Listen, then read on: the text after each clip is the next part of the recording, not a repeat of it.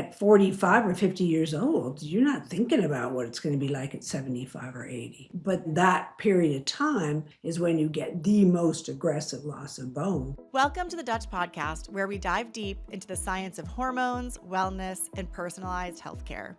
I'm Dr. Jaclyn Smeaton, Chief Medical Officer at Dutch. Join us every Tuesday as we bring you expert insights, cutting-edge research, and practical tips to help you take control of your health from the inside out. Whether you're a healthcare professional or simply looking to optimize your own well-being, we've got you covered. The contents of this podcast are for educational and informational purposes only. This information is not to be interpreted or mistaken for medical advice. Consult your healthcare provider for medical advice, diagnosis, and treatment.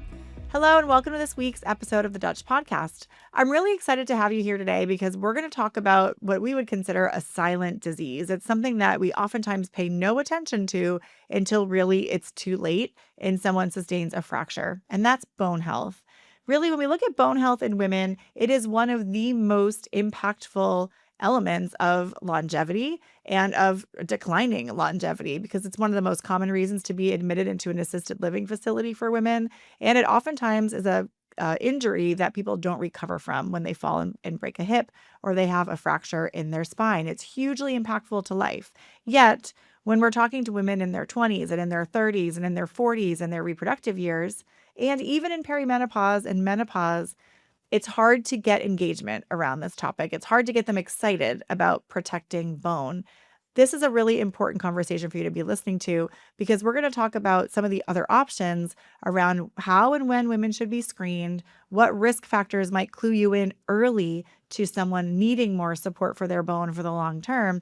And then, of course, we talk about detecting and treating osteoporosis and osteopenia. Our guest today is Dr. Margaret Beeson. Dr. Margaret Beeson is the founder of Yellowstone Naturopathic Clinic in Billings, Montana, and a nationally recognized leader in integrative medicine with more than 40 years of clinical experience. Her background spans nursing, midwifery, physician's assistant work, and naturopathic primary care, giving her a uniquely comprehensive lens on women's health across all life stages. For many of her patients, she's treated them through all of their life stages for literally decades. She holds a midwifery certificate from Bastyr University, and she's a licensed primary care naturopathic physician with a childbirth specialty and the co-founder and the president of the Naturopathic Education and Research Consortium, which is a nonprofit dedicated to advancing postgraduate training and opening up opportunities for naturopathic doctors and residencies nationwide. Let's go ahead and dive in. Well, Dr. Beeson, I'm so glad to have you back on the podcast today and to talk about a topic that is really important in its own right, but probably growing to be even more important. It's something that's been on my mind a lot lately with the increasing use of GLP-1s, and we know this is a potential risk, and that's bone health. So, I mean, really, why does this feel like an important topic to you for us to be talking about today?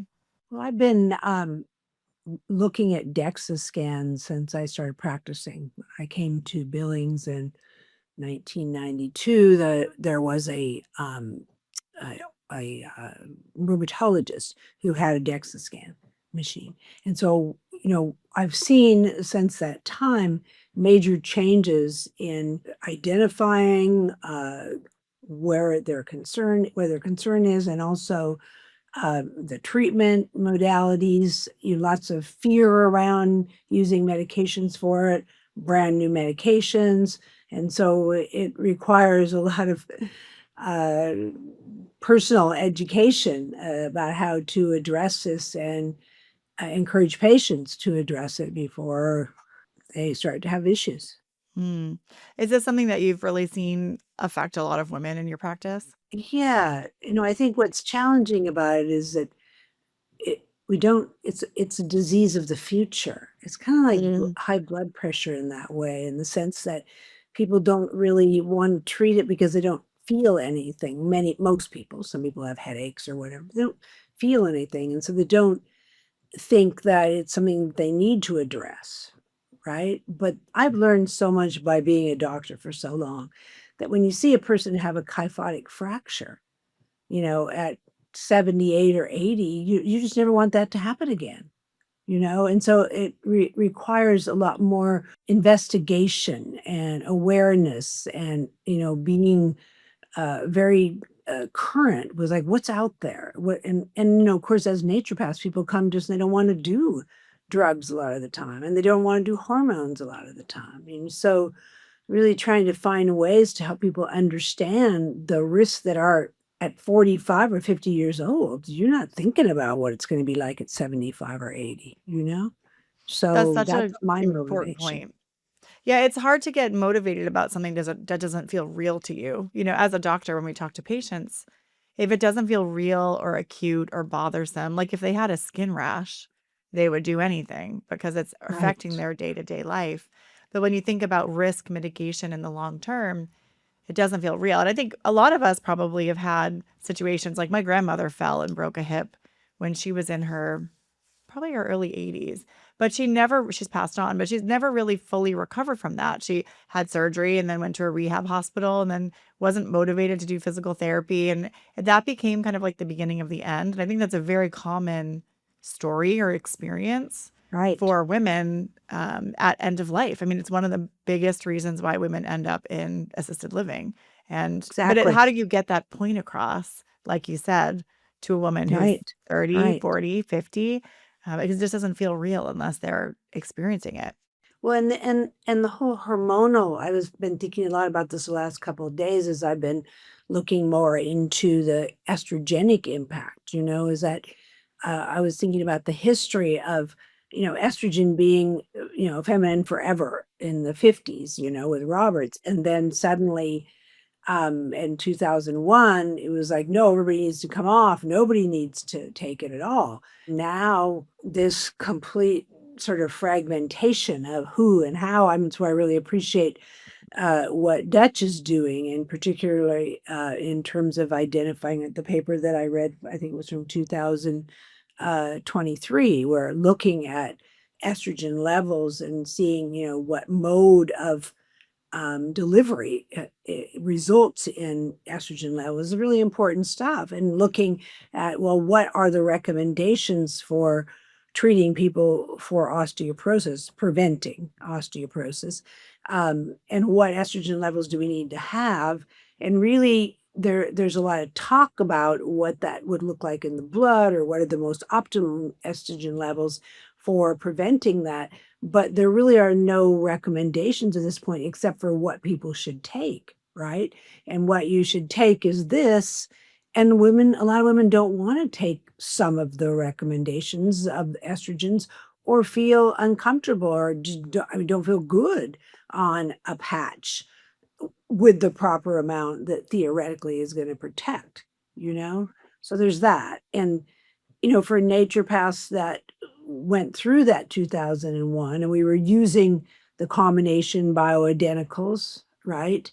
There's that sort of like, okay, now what? How can we justify or prove that the doses that we are doing are really going to address that estrogen remodeling that takes place at perimenopause, which is, specifically concerning when you think that decline in estrogen causes the changing in the reabsorption of bone. So you start to get a change in the quality of bone, and that period of time of right before menopause itself, theoretically 3 to 5 years, and then 3 to 5 years after is when you get the most aggressive loss of bone. So how important that is to identify who that might be a risk for, and how to treat and manage that is a challenge. Yeah, it's so interesting. And I love that you're diving right into like estrogen in the hormone picture because it's something that I think about a lot, or especially around dosing and timing and like when do we initiate hormone therapy? That's a big question that's discussed right now.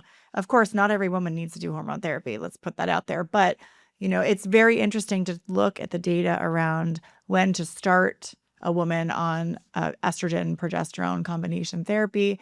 And typically, well, I went to school. I graduated in 2007, so 2003 to 2007. So my training was lowest dose hormone, shortest possible duration, get the woman off because of risks. Mhm. And I also, that was a time with all those like bisphosphonate drugs growing in the marketplace. They were being heavily pushed, and there were concerns with that as well. And so, but when we talk about the dosing and when to initiate, you've nailed it. We know that most bone loss happens right after hormone change drops off. So even waiting 12 months from your last period, you might have missed this window where you could have really had a proactive strategy to preserve bone. It's really an interesting to think about. And I'm glad that you're bringing it up, and I'm glad that providers are talking about that. Yeah. Yeah, it is definitely a challenge. I think one of the concepts is if a person isn't having that experience of hormonal changes, and I think we're becoming more aware. It's amazing to me how many women come in, and I just, I feel it just odd, like I'm just having a little bit more anxiety, and it's like menopause, perimenopause, because it's just we're so sensitive to our hormones, and yet the individual impact of hormonal changes throughout one's life is so challenging to identify on an individual basis what is going on, whether it's Mm. PMOD or, what all of the different aspects that occur, for women, endometriosis, really more women in medicine is allowing us to do so much great research. I mean, it's just exponential.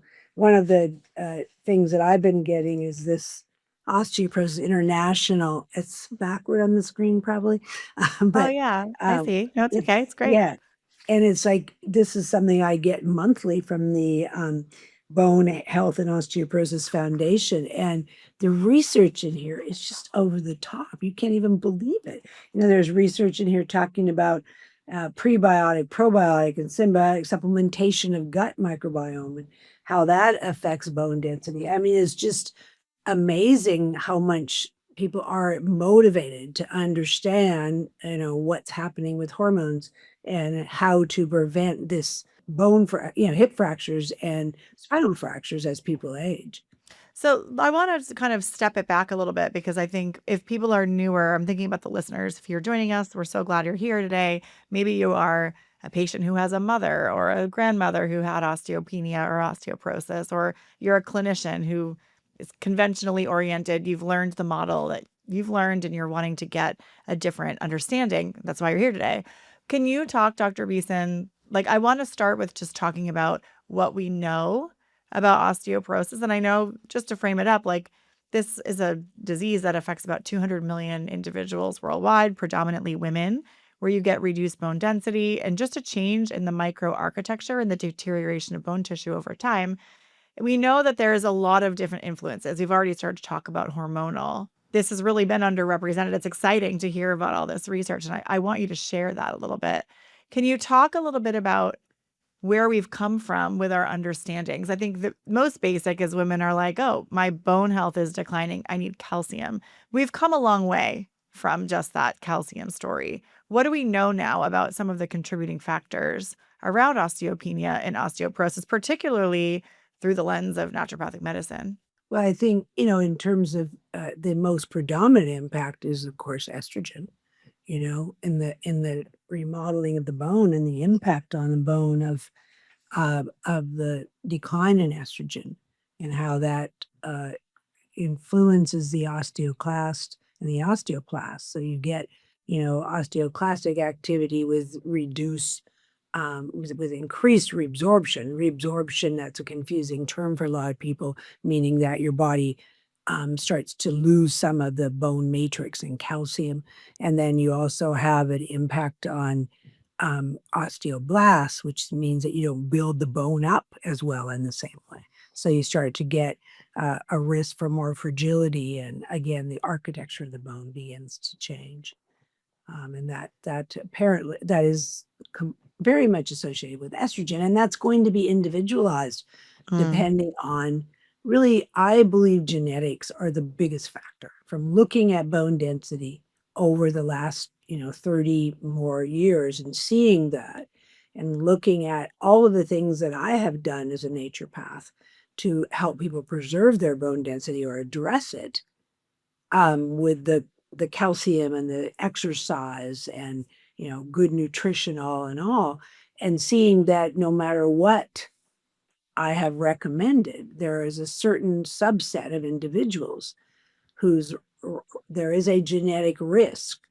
And I'm not seeing, we will talk a little bit more about it later, but to me, that is the most important way that we can identify what are the issue for that set of women that are completely vulnerable what are the genes? Because early on, I was doing that osteogenomic panel where we were looking at, calcitonin receptors and vitamin D receptors and parathyroid receptors, right? And that just nothing panned out with that, so really the challenge is trying to identify how do we early on identify who are the people that are most risk. And for me, I'm looking at family history I all was the going to time, ask that. Is there a all test, or the are you time. looking predominantly at like what's happened to is it mostly along the maternal line? I mean, yes, but you have to look at both sides. But I am definitely. And as soon as, we ask that family history, we're very careful about that, and looking at it. So when I have a person coming in at perimenopause, that is one of the biggest questions I'm going to ask. Your mother, your sisters, your grandmother. And I have people go back and query that, ask their mother. A lot of people don't know. I don't really know. And if a person's 42 years old or 38 and they're starting to have signs of perimenopause, their mother might only be in her early 60s. So you're not going to see a fracture at that point. So that has to be like, do they have a DEXA scan? And if they don't have a DEXA scan, ask them to have a DEXA scan, right? Because every woman should have a DEXA scan at 65 max. Men, shoot, that needs to happen at 45, right? Okay, let's talk about this.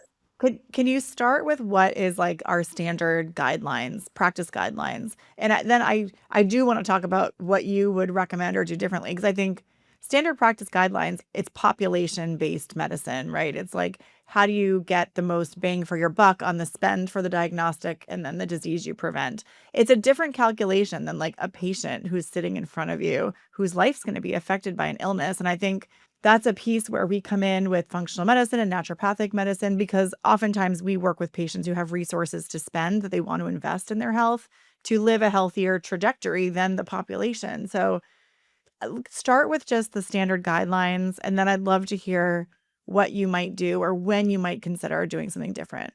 Well, the standard guidelines are if there are obvious risk factors, so family history or medications, even numerous pregnancies or breastfeeding, there can be an impact of that.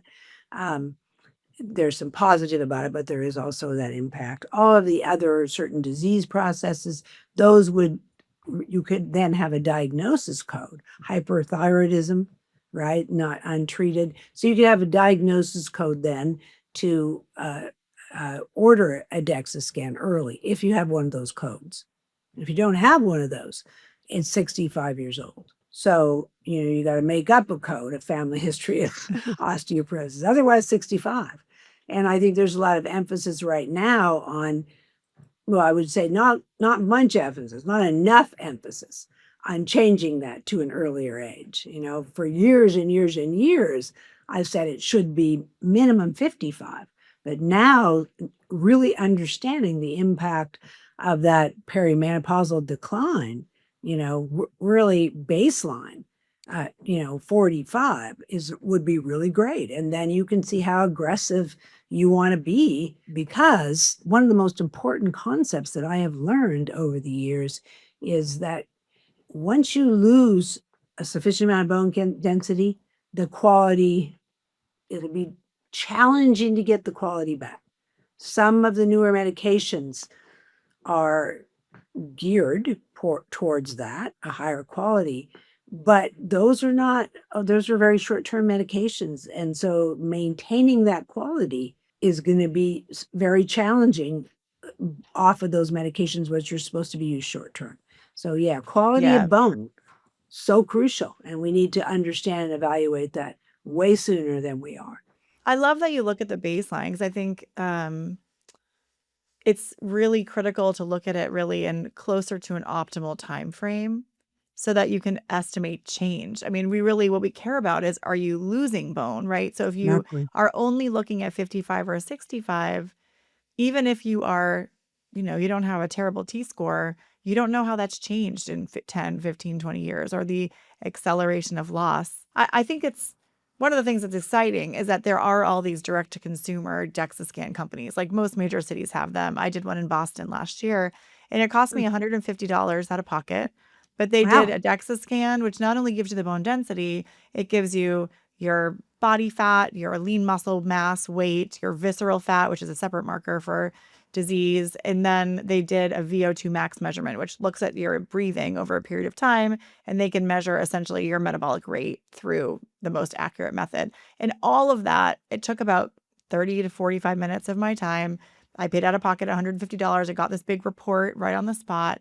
And I did that at 45. So I'm so excited to have that baseline. But when I think about the cost of the equipment, like for a provider to offer that, it can't be that high for that cost to be so reasonable, in my opinion, to get that information. It just seems like we should be able to get that in the healthcare system in a primary care setting, with an easy referral, just to have it as a marker. I mean, I think that's great. In a city like Boston, they're probably going to be able to afford to do that because you're going to have volume. Yes. I haven't even heard of that in Billings, and most rural areas or most of America, that's not going to be necessarily accessible. But the DEXA scans are available. I don't know here what the direct to a patient cost would be on that. Because we have to, most of the time in a setting like this, you're going to have it in just the larger hospital settings, which is where they Right. are right now, so a little bit harder to access for people. Well, I think that's a challenge, is how can we democratize access and make it so that it is easier. My point is that if a clinician can open a clinic to be doing these in a direct to consumer model and have the price be that much, a system with far more resources, probably lower cost for equipment, should be able to offer it at a low enough cost in every region, really, through the hospital networks. It would be nice to see that change. Well, that's another question as well that I have been thinking about in regards to this is really that, and we don't need to go into it extensively, but the fact that, corporate medicine is what's really changing things so radically. It's changing everything everywhere here in town, the takeover of the hospitals by the, larger corporations, it's completely different, Mm. and it's very challenging for people to have a relationship with a healthcare provider that's going to look at their bone density and help them make decisions about what to do because we don't have that continuity. And I'm constantly advocating, talk to your healthcare provider, ask them to order this DEXA scan, find out, but it's just an environment where people are having difficulty accessing what they need in terms of healthcare more than I have ever experienced in the amount of time I've been in medicine. It's Wow. really, really exponentially challenging right now. Yeah, that's not what we need, that's for sure. Now, I want to talk about the cost, like the broader systemic cost to our healthcare system and to patients if we catch bone loss too late. You've already said this, and I'm going to just rephrase it. You can tell me if you disagree, but it's a lot easier to maintain your bone than it is to try to get it back once it's gone. And you mentioned this, the quality, like once you lose the quality, the medications are just not rebuilding bone the same as when you had it before. And I think there's this, we know there's kind of different layers of bone. I always told my patients, you have this spongy bone in the middle, cortical bone on the outside. I always thought about cortical bone where all the fibers are kind of running in the same direction. It's a little bit more like a plate of glass. So a lot of medications lay more glass on the outside, which does increase bone density, but it's not as strong as the spongy bone, which I think of as more of like steel scaffolding. It runs in every direction. It can withstand forces from many different directions. So when you talk about quality, is that what you're talking about? Like the type of bone or that kind of architecture of the bone? Absolutely. Yes, the quality of that deeper bone. But I think what's interesting is be aware that when you're looking at a person with osteoporosis or declining bone mass, and I don't like to use the word osteopenia because when people hear that osteopenia, it's like, oh, I've got this, as opposed to recognizing that depending on your age, it's important to look at those scores, the T scores or the Z scores if you're before 55, and look at that based on where you are. So if you're in a range that's very far down into the negative, but still in an osteopenic range, and you are, 55, that's more of an issue than if you're 75, right? Great And so it's point. very important to look at that individually.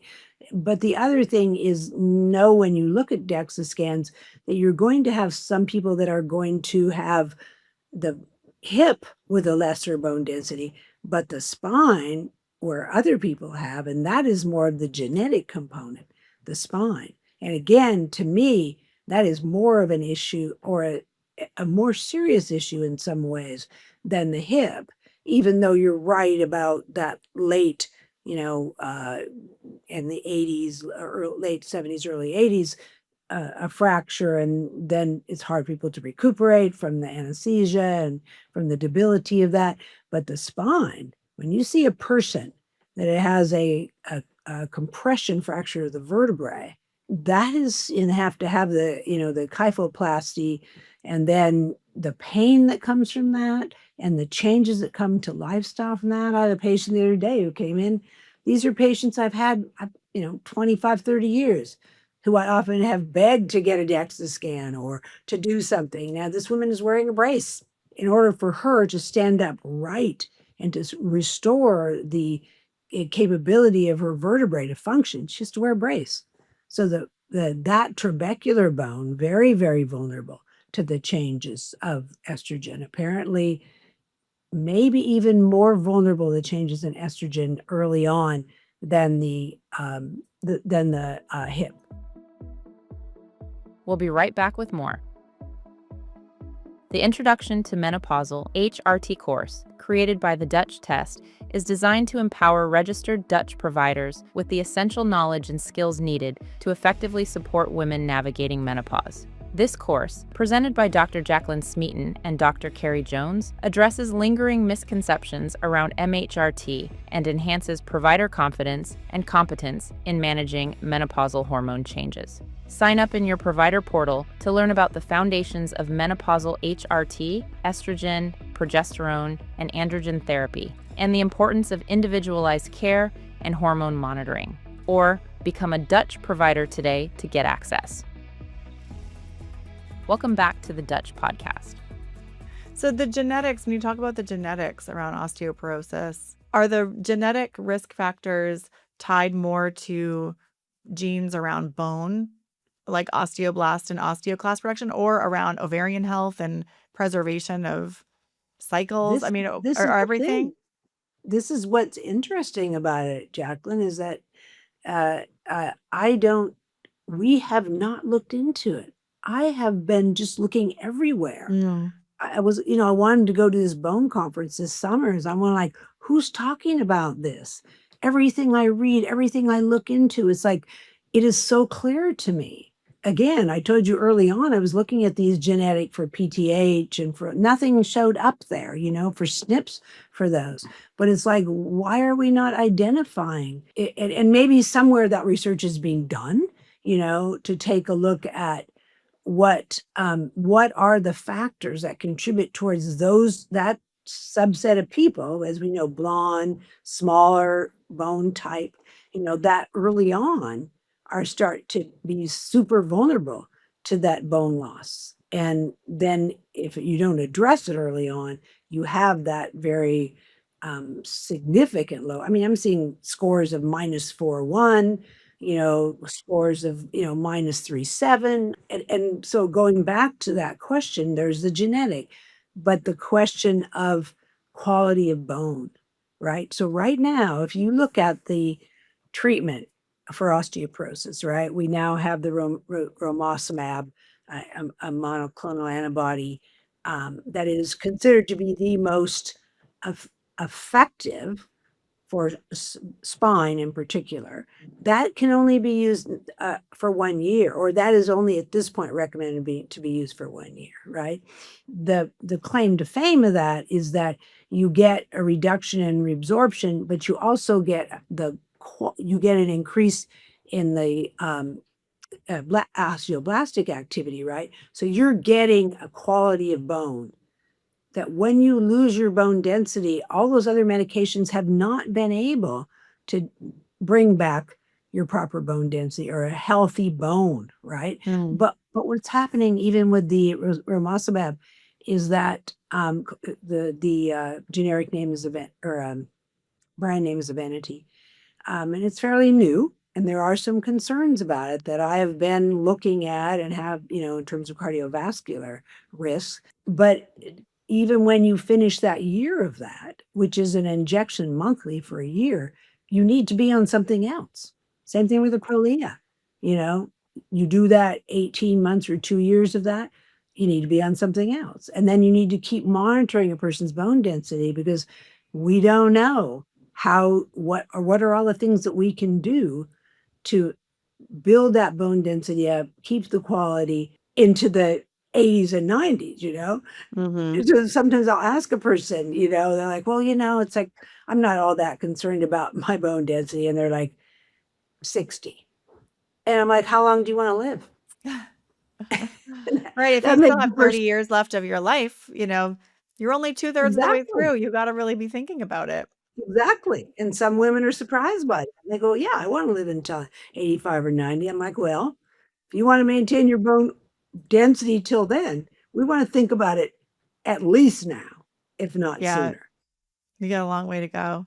Well, I want to circle back to hormonal health and just the case for kind of earlier evaluation around this, because you've mentioned the estrogen decline during perimenopause is a key driver of bone density loss. And you've talked about evaluating that women under 55 might be valuable. And it's oftentimes overlooked as a part of the clinical picture. We're not looking until much, much later, or we're not initiating hormone therapy even until women are 50, 51, 52, or 12 months after cessation of the menstrual cycle. But it seems like when you think about the application of menopausal hormone therapy for women, we might be missing the window if we're waiting 12 months after the last period. And then you're missing the opportunity for these bone health conversations before significant loss has happened. So it seems like that bone density loss is starting sooner than menopause, official menopause, 12 months after the period. Can you talk about what's happening hormonally during perimenopause, that whole transition that is affecting bone? Well, as you know, you've got major changes in ovulation. You start to get estrogen decline, theoretically, way before even people are even aware of it. Around 43, you'll start to get that for most women. And many women may not even notice that they're having symptoms until a number of years later. Some women don't even have hot flashes at all, as you're aware of. So the variations in symptoms associated with, perimenopause and menopause are so vast, just like women's menstrual cycles are. Oftentimes I'll say to a person, it's like your menstrual cycle, very different from one person to the next. That's the decline in menopause. So I think it does make a case for all of us for taking a look at estrogen levels much earlier, and progesterone as well, even though the impact of progesterone on bone is much less, there is an impact there. And that hasn't been as well studied, so we maybe don't know as much about it, although, does have an impact on the osteoclastic activity, so it can prevent some reabsorption. And one other thing that I had written that it actually does, right? Yeah, it does promote osteoblast-mediated bone formation via the progesterone receptors, but apparently it's modest compared to estrogen. So there hasn't been enough research to really know what the impact of that is. But as women ovulate less or as their progesterone levels decline, that has also an impact, So testing early on, I think, does make sense. And I think quite a bit more research needs to be done to identify what are the levels of estrogen that create a negative impact, because I don't think there's clarity. When all the research I've been doing, there are serum levels that are saying at a certain level below, if you're I think it's like serum level of Like 60 to 80. 9.5, no, low. It's Oh, like something like lower for just 5 the to maintenance. 9 can Right. anything lower than that can, have an impact. Optimal is like serum levels of 22 or above are more optimal to prevent bone density loss as people age. Um, but I like the paper that you all looked at, which is again form of estrogen, because that's another thing that we really need to look at. Again, not everybody wants to do a patch, and that's where the most of the recommendations are, or oral, and there's risk factors that come to that. So the forms that we may be more, I have been using Troche for years and years and years, and looking at what is the connection between sublingual as opposed to the patch. And apparently there's some very specific understandings of what that might look like. But being able to say, okay, what is the form of estrogen a woman's taking? How much estrogen are they taking in? What are their personal risk factors because of family history or other personal risk factors? And so how aggressive do we want to help them understand that they need to be? Again, there's so much out there about There's so concern much about out there. taking estrogen, about so many different aspects. And so how do we help people really educate them and help do the testing and figure out which testing is appropriate and which hormones is good for that individual? That's a big challenge that we're just beginning to learn more about. Totally. And this is an area where I think there's a lot of controversy, if we're being honest, about the dialogue around all of this, the target ranges for bone. Some providers say you don't really need it at all. If you're using a dose that's been approved by the FDA, that's enough to preserve bone. But a lot of providers are not talking about only preserving bone. They want to get women on estrogen doses that would actually help to rebuild bone, which you talked about earlier, that estrogen can affect the remodeling. This is an area I've been diving into a lot. So I'm not even sure that I've sent you all the studies that I've seen on this, but it's interesting because you talked about our research, and we do try to show what we see in urine, and we have correlation studies of what that looks like in serum. But really, I think a sensible target range in serum is about 60 to 160 picograms per mil. So I would say 60 is the target that the lowest target we agree to when it comes to bone building. And again, this is controversial. People will push back and say, no, you only need 6 or 10 or whatever. And I think that's the difference between maintaining bone and building bone. Yeah, for sure. But what was really interesting is that I really got thinking about this because conventionally, the standard guidelines don't recommend testing serum levels of estradiol when women are on therapy. But there was a paper in Menopause last year by Dr. Sarah Glynn, and I had the chance to have dinner with her actually recently when I was in London, because I reached out to her and just really thought her research was so interesting. She looked at a pretty large cohort of women in the hundreds and found, I think it was about 1,500 women that were on NHS-approved dosages of hormone therapy, predominantly patch, but also gel, and found that over 25% of the women who were taking even the highest dose available had estradiol levels that were below the target range. And that's amazing. And that's an issue of absorption. So you talk about that. I think when we look at should we test or should we not test, if women are high risk for osteoporosis, they have the family history, from my point of view, we should be testing to make sure they're in that range, because you just never know. And there was this other tiny little paper back in 2001 that looked at only a smaller group of women. It was about 25 women that put them on a patch and then looked at the pharmacokinetics, and then put them on a gel and looked at the pharmacokinetics. And it was similar. It was about 25% of women who had abnormal pharmacokinetics. Usually it was poor absorption, but they might do fine on a patch but not absorb a gel. And another woman did fine on a gel but didn't absorb a patch. It was so unpredictable. And that's why I was so excited about Dr. Glynn's work, because it was finally a larger paper where I'd seen this tiny little paper saying we should really be worrying about this. Do you test women when you're getting them on hormone therapy if there's an osteoporosis risk? No, I haven't really done that yet, Yeah, because I don't think it's again, common practice. Yeah. No, but I'm excited about, I'm more excited about looking at it. But I think the issue is that you're right about the absorption. When you're talking about a gel, you're talking about oral, right?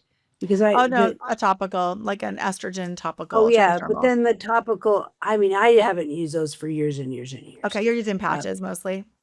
no, I do the troche. Oh, troches, Um, okay. Yep. yeah, and I mean, I think your paper did support the fact that absorption from a gel was really, and again, there was your paper talking about the pharmaceutical chain, depending on where the pharmacy, where it was, the Mhm. binders, how it was produced is going to have an impact on it. But I just have found in the past when I used topical, I just didn't have the topical gels or whatever, the creams. Mhm.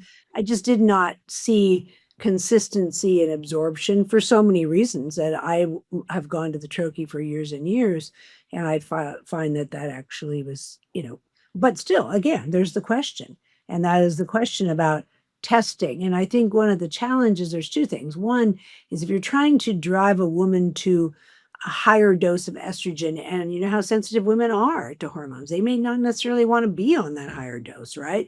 Because it doesn't feel that good. So some women are very sensitive and they have headaches or whatever, so that's a challenge, is trying to push a particular dose, but the information is important. The other thing is, how often are you going to test? So I think Right. that's one of the things I'm challenged with, is, well, will Dutch want to do a one estradiol urine that we could do on a person once a month as we prescribe for them, right? Because if you're trying to increase the dose based on an optimal, level of hormone, and we want to identify what that is, then how do we really clarify that a person is on that dose, and for how often do we need to check that to make sure that dose stays the same? Because as you know, I mean, I often show the person this chart looking at all the different ways that your hormones can be metabolized, right?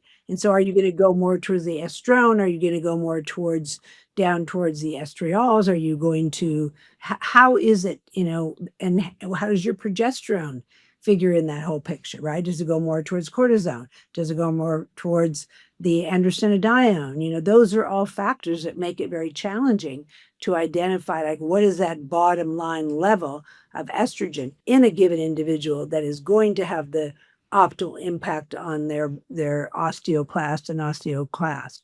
Yeah.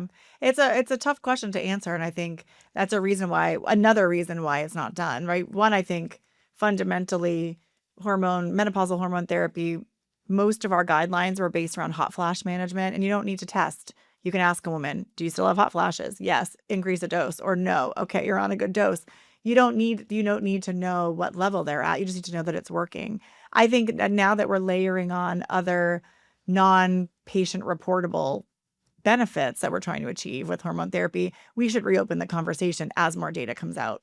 As we start to say, is there a target? And then if you say, yes, we should, then you get into that question that you just asked. Well, how should we test? How often should we test? And I think just generally the conclusion I've come to, just briefly for people that are listening, is that if a patient's on a patch, you're going to reach a pretty steady state in their blood over the course of 4 days or a week or whatever the length of the patch is, that you can test midway on the patch in serum and get a pretty good idea. If they're on a transdermal gel, which is FDA approved, or a cream, which is a compounded product by a compounding pharmacy, the absorption goes up and down so rapidly that measuring in serum is not helpful because it's so timing dependent and it's so individualized.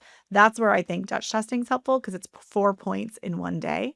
And you're looking at urine metabolites. So you're looking at it as it leaves the body. So that's the other thing. You're catching the area under the curve rather than just a single snapshot time point. So, I think there's a lot of options, but we're just from a conventional everybody does it perspective, we're not quite there yet. But I think in a lot of the practices that, of course, we work with the Dutch, they're adding Yeah, that in, no, I and like generally that. testing once a patient's on a dose, and then they check it like once a year or once every 6 months after that. Okay. So, but to get them to that dose, do you think it would be necessary to check like once a month for 3 months? or once every other month or something along those lines to make sure that we are getting a steady state to begin with. Yeah, I think if you're adjusting the doses, then you'd want to measure after an adjustment to say, is this an adequate amount? Hopefully you don't have too many adjustments, so you're not doing it too many times. But we do have a sex hormone only panel, which is a smaller panel, so you don't have to run the whole Dutch test. And we usually recommend that for people who are doing that dose adjustment because it's less cost to the patient. Right. When we look at osteoporosis, like I know the data shows it's like very underdiagnosed, it's very undertreated for women, despite these screening tools, despite therapies available. And I was really surprised. There was a really nice review in 2023 in Current Medical Research and Opinion, which talked about the fact that this is something that could be very well managed by primary care providers. They are really well positioned to fill the treatment gap, but we need a more proactive approach. We need to be more systematically screening women. We need to do more individualized management. So I know you work in a naturopathic setting, but you do a lot of primary care medicine in your practice. You have for decades. And I know you also work with a lot of patients who are working with conventional providers. In your clinical experience, where do you see that women fall through the cracks here? Or where does this get missed or deprioritized? Is it just that we're so busy with everything in a conventional workup in this age range? Yeah, I think that's a lot of it. I think that, people don't necessarily, again, it's relationship with their doctor, that kind of family doctor relationship. I do have once a year, a lot of my patients come for their annual, and that is very useful at that point. People save everything up. I'm kind of in a rural practice, so they come from a distance. And, so I look at all those things. When was your last colon screening? When was your last blood test? When did you have you had your DEXA? What's your family, really reviewing all that. But I think that the family doctor that people used to have, that is not so much there anymore. So people don't have those relationships. It's like they go in to same-day care for an illness or go in and see their primary, especially if they're in Medicare, once a year, and maybe a 15-minute visit. I mean, I'm hearing from patients all the time, they don't even get physical exams anymore. People don't get them. And they love to come for our physical exam because I'm, heart and lungs and, neurolog, everything, you can do that in 15 minutes, a very good, clear physical exam, feeding thyroid, feeding lymph nodes, all of that. And people aren't getting that anymore. So that whole picture that a primary care doctor that I do as a primary care, and that needs to happen in the conventional realm is not as, the relationships are not there to support that, what's going on with you at a particular age and time, and what are the preventative measures that we want to take a look at to make sure that you have a quality of health as you age, of which bone density is more crucial than people are recognizing. So It's funny that you talk about not even going for screening exams. I think that's totally true. And even as a patient, like I go to a community clinic, they like serve the VA, they serve like the community. And it's because these doctors see everything. They're just really good. And I've had the same PCP for years. He's wonderful. But it is every year that I come in for my annual physical, he looks a little surprised to see me. It's just like you're a healthy person. You don't have any complaints. You go in, and I think it is unusual that people are going now if there's not a concern, and you see more people back out of the healthcare system and then just do touch points in urgent care or an emergency room on an as needed basis. It's a very interesting dynamic that you're talking about, that you don't have that relationship or someone really tracking or asking you the questions to be proactive. yeah, and people don't know, really, they don't know, they don't recognize people oftentimes are surprised when they come in, and I do that, what about this and what about that? Let's do your physical. It's like, all right, that's what this is about. Well, nobody does that anymore, so I really forgot about it, so it's really important tracking, and I love that part of my practice, that I am going to be with my patients once a year, and I am going to sit down with them and ask them about all those different aspects and encourage them to take care of the things that maybe they didn't do the year before or the year before that, or if they missed a visit because it was COVID or whatever, then suddenly it's like, no, we did talk about your DEXA scan and that wasn't done. And it's really important to have it done, so Yeah, very really important maintenance for people to be able to look at all these aspects of their health so that their that they feel like someone cares enough about them to make sure that as we age that we're helping to, preserve the quality of their health in their life.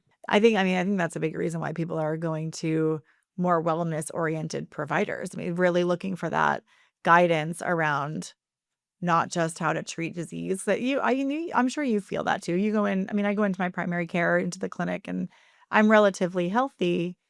I'm not the clinic's top concern. I'm like the easy patient that just come in, get me out.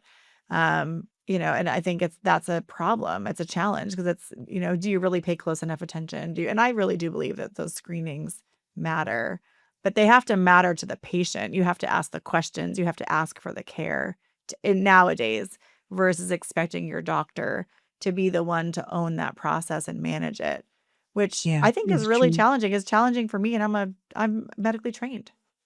Yeah. Yeah, for Yeah. sure. I agree. So thinking about osteoporosis and just kind of bringing it back there, like how do you see the clinical conversation around bone health changing in the next 10 years? And what's going to help drive that shift? And how can we help drive that shift? Well, I think definitely recognizing that hormones are and looking at them sooner than later, um, looking at family history and encouraging patients. And that's part of the point of the podcast is for people to be educated about, informed about what sort of risk factors that maybe they aren't hearing about, so that they can ask about the um, early diagnosis. Or so there's that. I think more women in medicine is really crucial because all of this amazing research is happening. I mean, but the brain health book that I just got, where she's actually a neuroscientist looking at, MRIs of the brain before, during, and after menopause. This type of work being done by women because there's more motivation, and that's changed medicine radically in the last 20 years that I've seen. More and more women doing the research. Also, as I mentioned before, I think that we have a lot more interest when you talk about drugs, for both cancer or any kind of treatment is looking at, different types of receptor function activities. So looking at the genetic component, really trying to understand what is that puts a person at risk. So we can start to address that much earlier if possible with maybe more selective medications. I don't know exactly what, but we do need to understand that because and as I mentioned, it is to me probably one of the most significant factors in bone loss is looking at family history and seeing that pattern and having those people that have that in their family history addressing it early on, because I just cannot stress enough, the earlier you address it with the proper treatments, you will end up with more quality bone, less fragile bone, less issues as a person ages. And the longer one waits, the harder it's going to be to restore the kind of bone that is going to prevent a person from having fractures both vertebral and hip. That's great. And I think my last question for you today, which this hour has really flown by. So thank you. It's been so interesting. My last question is around like something that you might say to providers who are maybe not thinking about bone health as much, particularly when they are working with perimenopausal and postmenopausal women. What's the most important shift that these providers need to make or need to be thinking about in how they're approaching bone health for their female patients? Well, that's a very difficult question in a You must sense, tell your except, residents all the time. well, I mean, I'm telling them all the time, yes, about, early DEXAs and, looking at, and I think the concept which you talked about with the doctor you visited in London and the work you've done before is really understanding that early menopausal, perimenopausal shift in terms of estrogen and evaluating that early on and understanding the effect of that on bone density so that we don't down the road have to treat it aggressively with a medication if we've actually used something more physiologic, which is estrogen, to prevent the loss that's happening, the quality of bone loss. Wonderful. That's great advice. Well, Dr. Beeson, thank you so much for joining me today. If people want to hear more from you or learn more from you, where's the best place for them to connect? Well, we do have a website. It's yncnaturally.com. So they can always send us questions there. We have on our website, we have newsletters. And so all kinds of articles we've written recently. Article about, what did I write? Health in a Bottle was my most recent one. Great. And there's an article there about, metabolic impact on fatty liver. So, and my residents write articles. So we're always writing. We write in our local newspapers so there's all those articles are on our website. Wonderful. Well, thank you so much. And listeners, we're really glad you're here. Thank you so much for joining us for this really important conversation today about a silent disease that we need to be more proactively managing. Hopefully, you got out as much as I did of our conversation. If you like conversations like this, we do release a new podcast every Tuesday. So I encourage you to join me every single week as I talk to guests, just as expert as Dr. Beeson, about the things that really matter most in the world of hormones and health. You can subscribe to our podcast anywhere you're streaming, and make sure you also follow us at Dutch Test on all the socials. We'll see you next week. Thanks for joining us on the Dutch Podcast. Join us every Tuesday for new conversations with leading functional health experts. If you like what you've heard, be sure to like, follow, and subscribe wherever you get your podcasts.